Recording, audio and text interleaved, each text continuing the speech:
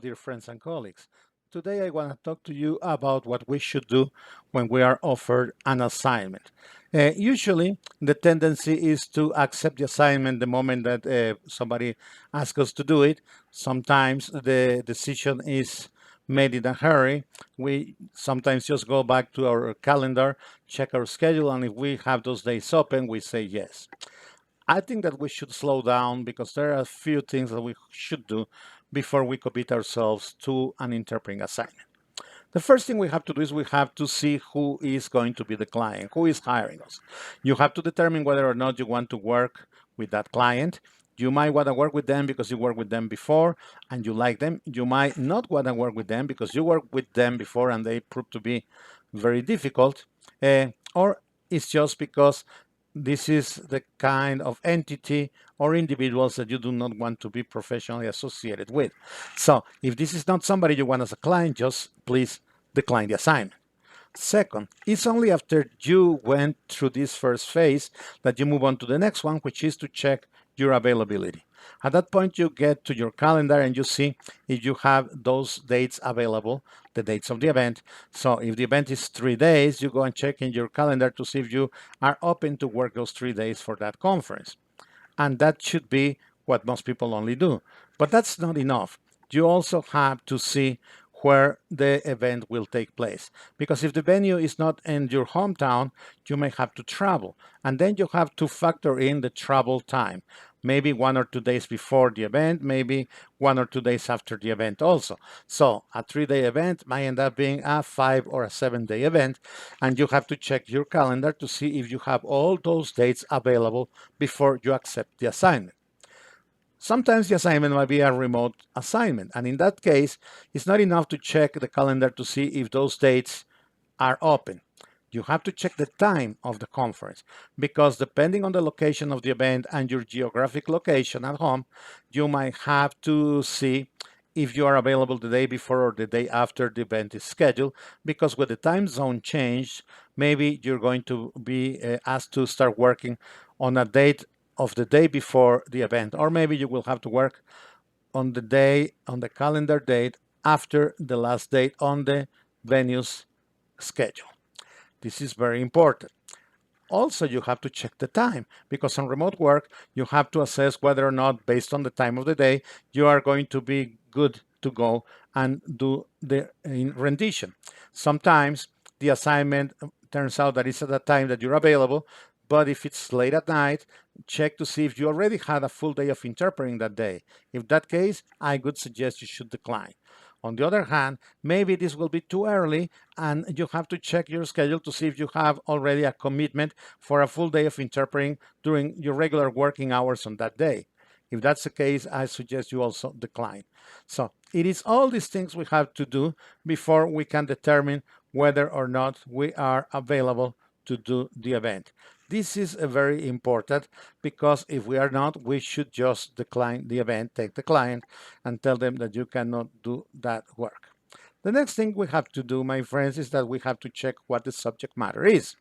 If it turns out to be a subject matter that you're very familiar with, that you're an expert in that field and all that, then you have no problem. But it could be a subject matter that you're not very familiar with, that you know nothing about, and then you should reject the assignment unless this is a topic that you are interested in, that you feel like you want to do research, study, and prepare for the assignment. If this is the kind of topic that you don't know much about, but it's appealing enough, and you are willing to invest the time and effort in preparing to do a good job, then you can move ahead. But before you do that, it's not enough to be willing and have the good disposition to prepare for that case. The other thing that you must factor in is whether or not you have time to prepare. So check and see when the event is. If the event is too soon, maybe you want to study and get ready, but you don't have time to do it, and in that case, you should decline the assignment. If not, if you have plenty of time, then by all means, move ahead and continue with this assignment because then you will be ready to do it. Next, you should ask the client who the speaker or speakers will be for that conference.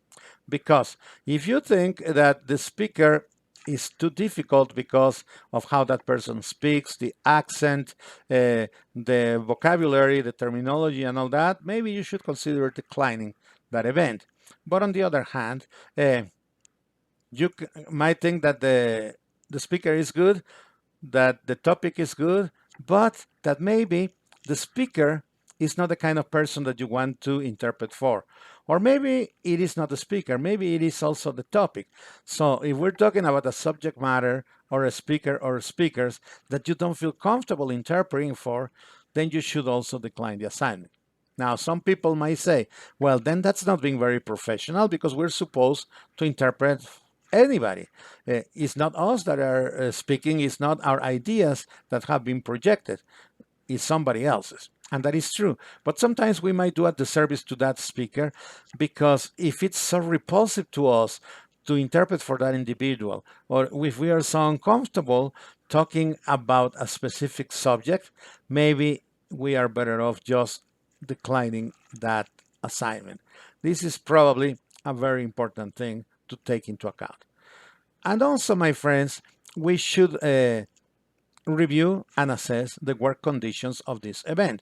We have to make sure we know what are the hours that we're expected to work and what the client expects us to do so that you are not surprised later on when they ask you to work more than customary full day assignment hours. You have to make sure that there is a booth where you're going to work, whether it's a portable or a fixed booth, but that there is a booth, that there is technical support in situ. And if this is a remote simultaneous interpreting assignment, you have to know what platform they're going to use before you can decide if there's going to be technical support during the event and those different things. This is very important because at that point is when you can decide whether or not you will decline the assignment or you will take that option. So this is all the things you have to do before you can say to the client, yes, I take that option for this assignment. Now, up until now, we have spoken about the option. We have not said anything about committing to do the case, confirming the assignment, because there are some other things that we have to check with the client, but those things will require of a second communication. So this is all up until this moment, things that we can do before we let the client know if we take or not that option. But then when we notify them about the option, we have to follow up with a series of questions. And for that, we will have another video that will come up very soon, right after this one. So please don't just hurry and accept any assignment that you're offered to. You have to do your homework so that you act professionally. At least that is my opinion. Thank you very much.